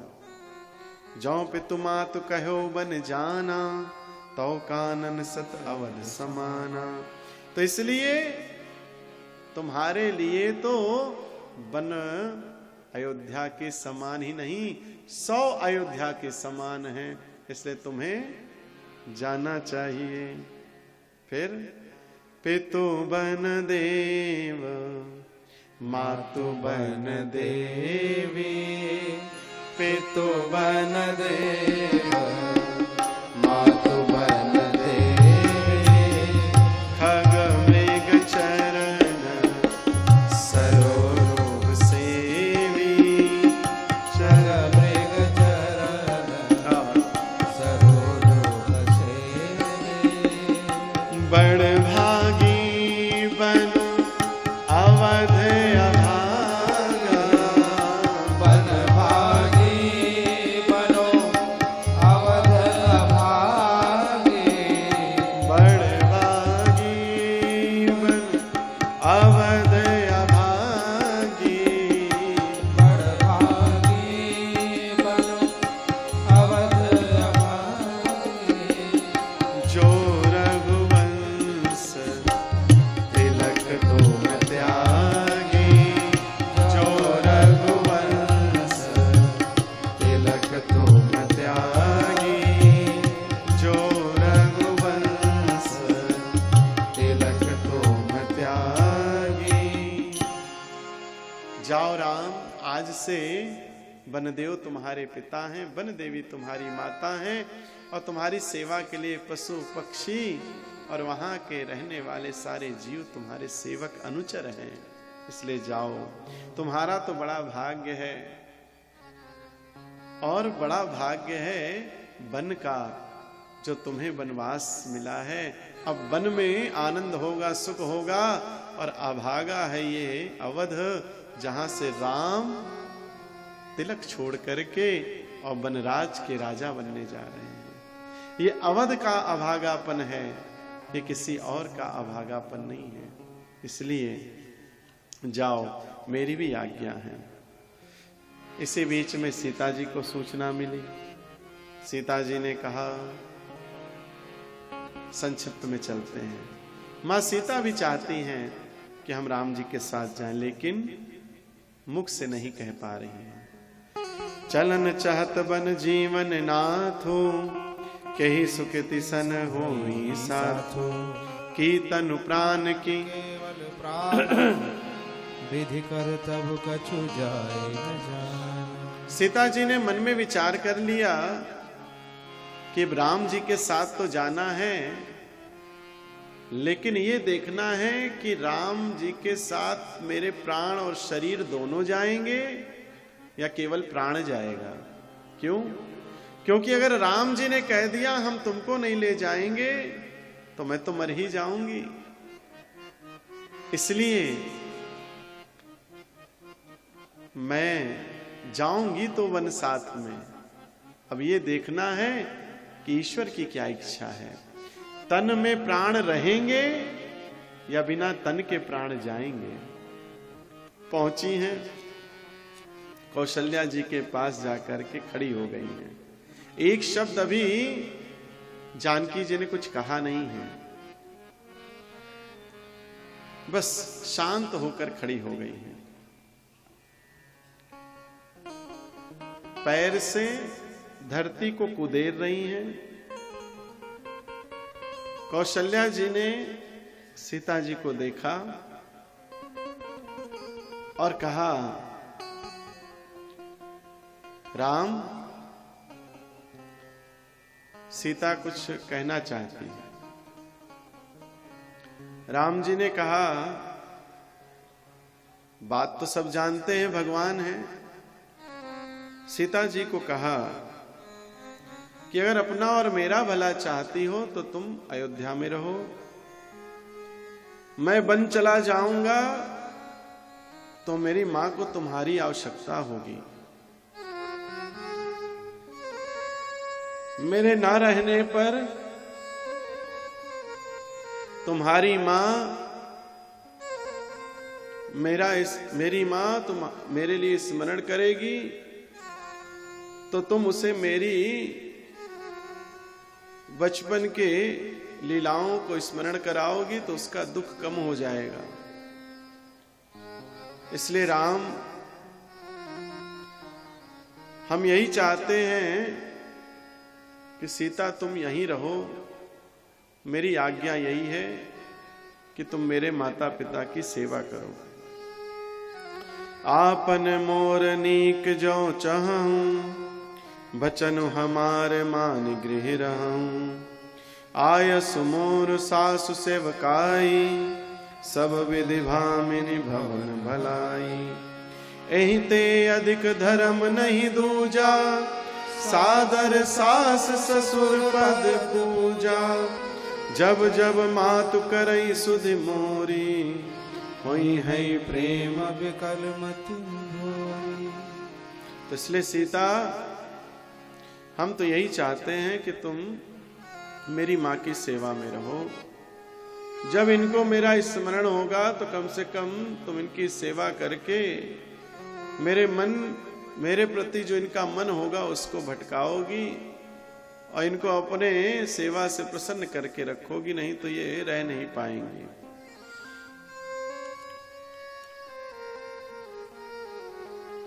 सीता जी ने राम जी से कहा, प्राणनाथ करुणायतन, सुंदर सुखद सुजान। तुम बिनु रघुकुल, कुमुद विधु सुरपुर नरक समान। एक पत्नी के लिए पति को छोड़ करके स्वर्ग भी मिल जाए तो नरक के समान होगा। पति का साथ है तो सब कुछ है, और अगर पति ही जीवन में नहीं है तो सब है भी तो भी हमारे लिए कुछ भी है नहीं। हम अपने जीवन को नरक नहीं बनाएंगे। आप नहीं ले जाएंगे तो हम प्राण त्याग देंगे, लेकिन जाएंगे तो आपके साथ ही जाएंगे। आपने कहा सास ससुर की पूजा करो, हम सब कुछ स्वीकार करते हैं, लेकिन भोग रोग सम भूषण भारो, जम जातना सरिस संसारो। भोग रोग सम भूषण भारो, जम जातना सरिस संसारो। प्राणनाथ तुम बिनु जग माही, मोह कहूँ सुखद कतहु कछु नाही। प्राणनाथ तुम बिनु जग माही, मोह कहूँ सुखद कतहु कछु नाही। जिय बिनु देह नदी बिनु बारी, तैसिय नाथ पुरुष बिनु नारी। जिय बिनु देह नदी बिनु बारी,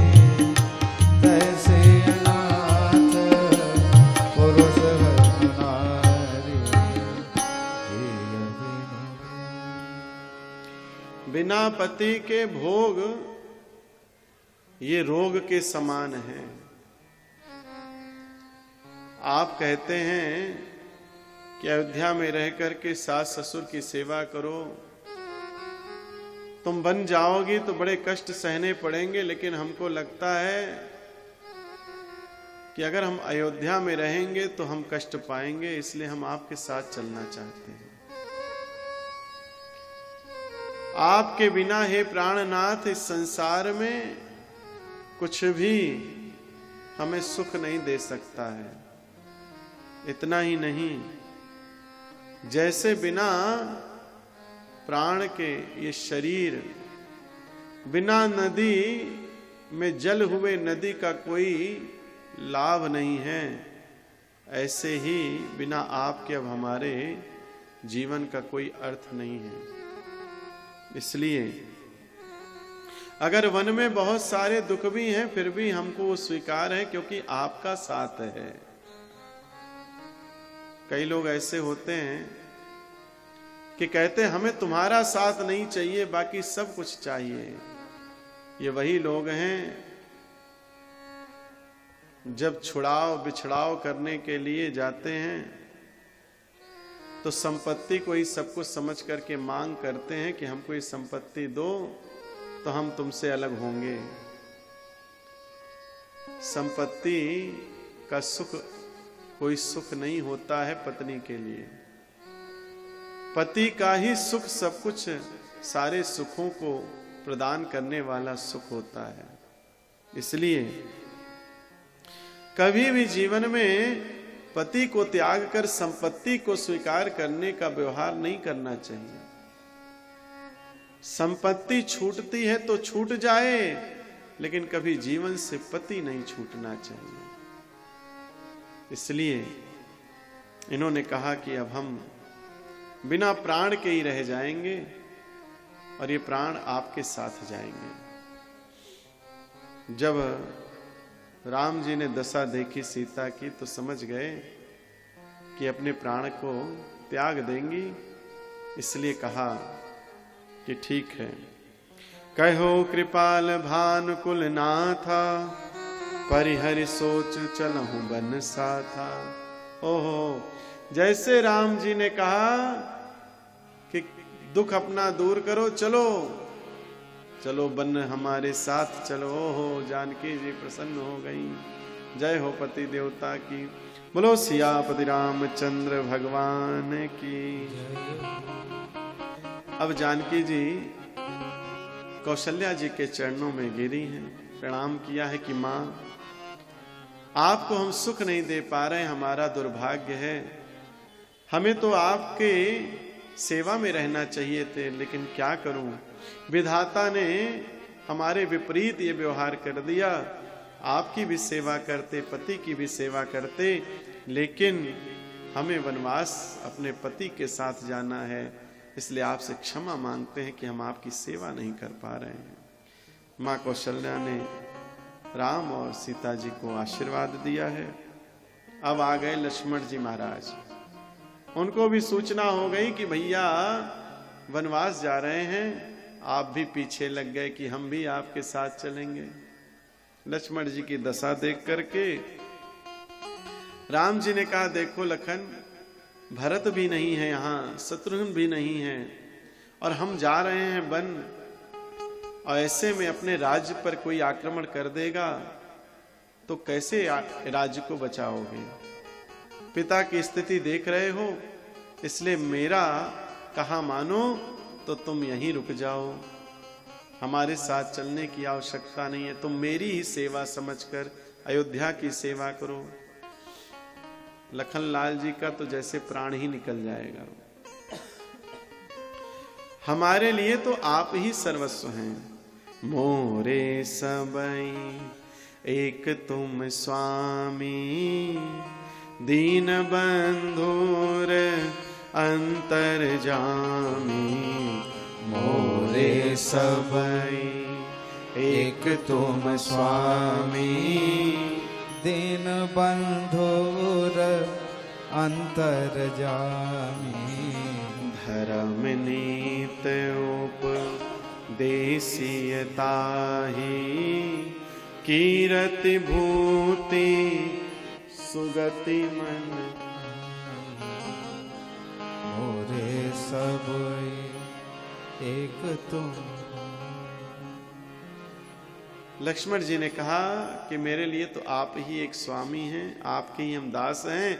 आपको छोड़ करके हम किसी और की सेवा कर सकते हैं, ये संभव ही नहीं है। आप हैं तो हमारे लिए अयोध्या सब कुछ है, आप हैं तो हमारे लिए ये राज्य सब कुछ है, और अगर आप नहीं हैं तो हमारे लिए कुछ भी नहीं है। हम आपके सेवक हैं, अयोध्या के सेवक नहीं हैं। हम आपके सेवक हैं, हम अपनी मां के भी सेवक नहीं हैं, हम आपके लिए आए हैं, इसलिए हमको अपने साथ ले चलिए। राम जी ने कहा जाओ, तुम भी मानोगे नहीं, माता से आज्ञा लेकर आओ। मांगो विदा मातु सन जाई, आवहु बेग चलहु बन भाई। आप माता के पास गए हैं, मैया सुमित्रा जी ने गले लगाया है और सारा कुछ वृत्तांत लक्ष्मण जी ने बताया। तो मैया ने आशीर्वाद दिया, क्या कहा? अवध तहां जहां राम निवासो, तहां दिवसो जहां भानु प्रकाशो। अवध तहां जहां राम निवासो, तहीं दिवस जहां भानु प्रकाशो। जौ पयसीय राम बन जाहि, अवध तुम्हारे काजु कछ नाही। जौ पैसीय राम बन जाहि, अवध तुम्हार काज कछु नाही।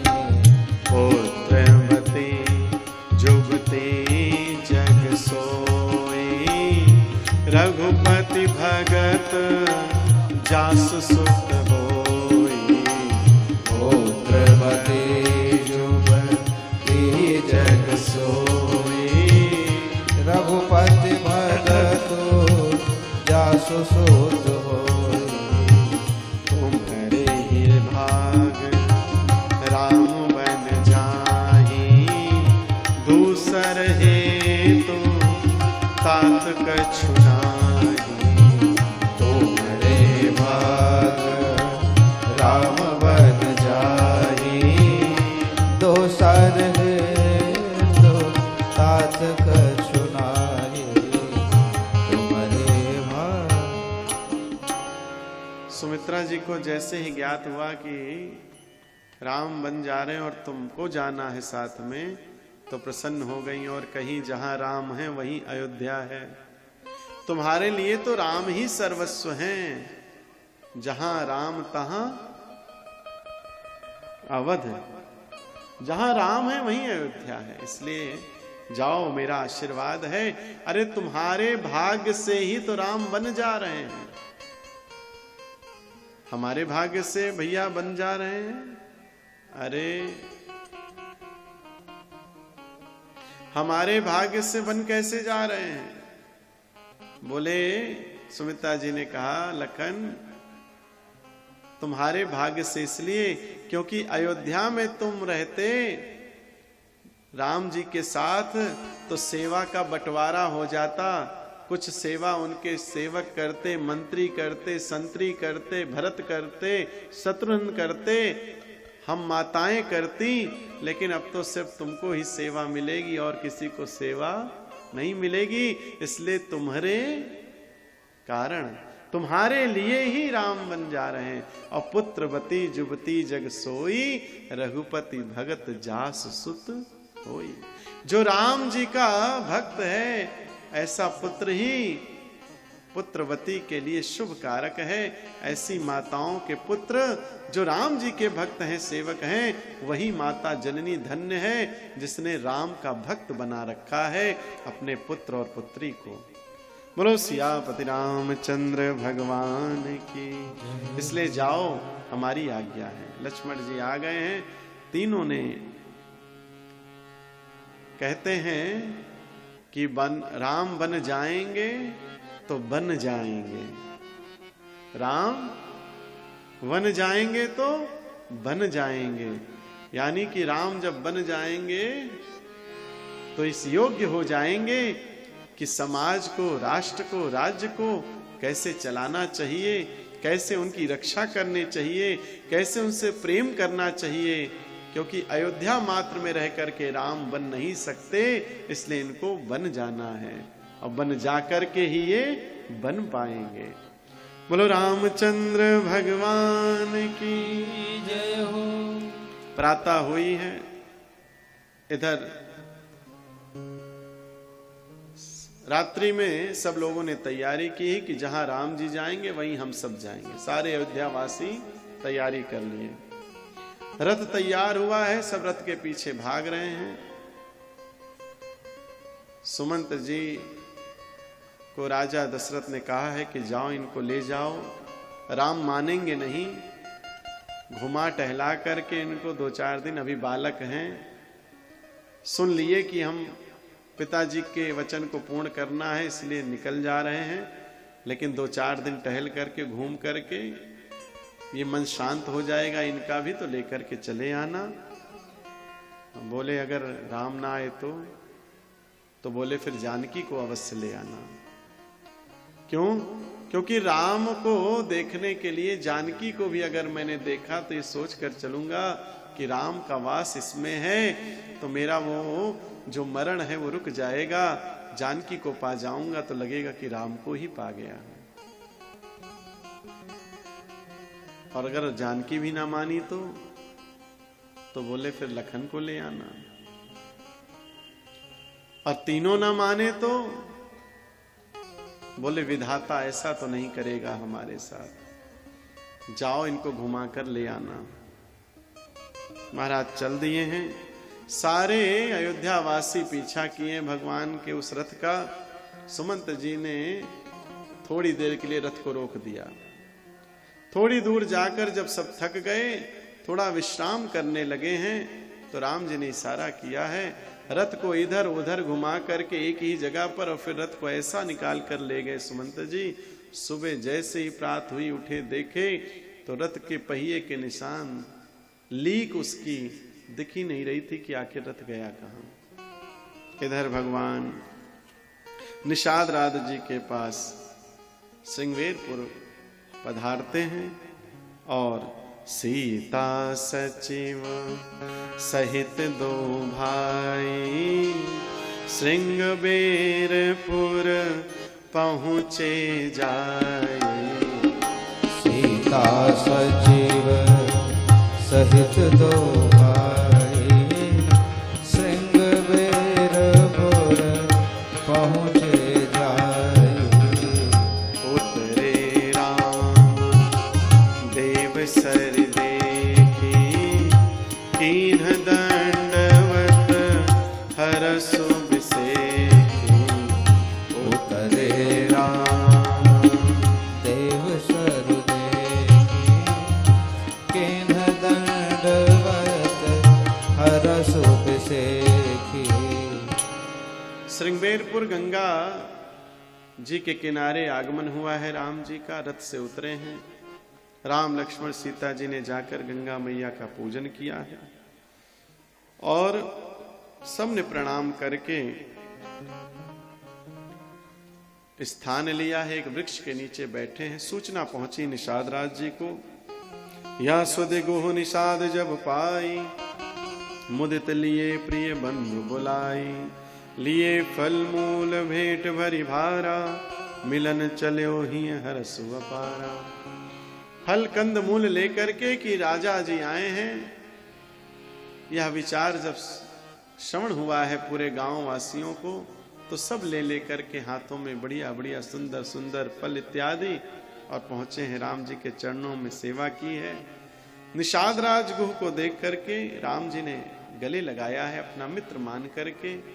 निषाद राज ने कहा है कि प्रभु चलिए पधारिए, हमें सूचना मिली कि आपका आगमन हुआ है और हम चाहते हैं कि आप चलें, हमारे नगर में रहें।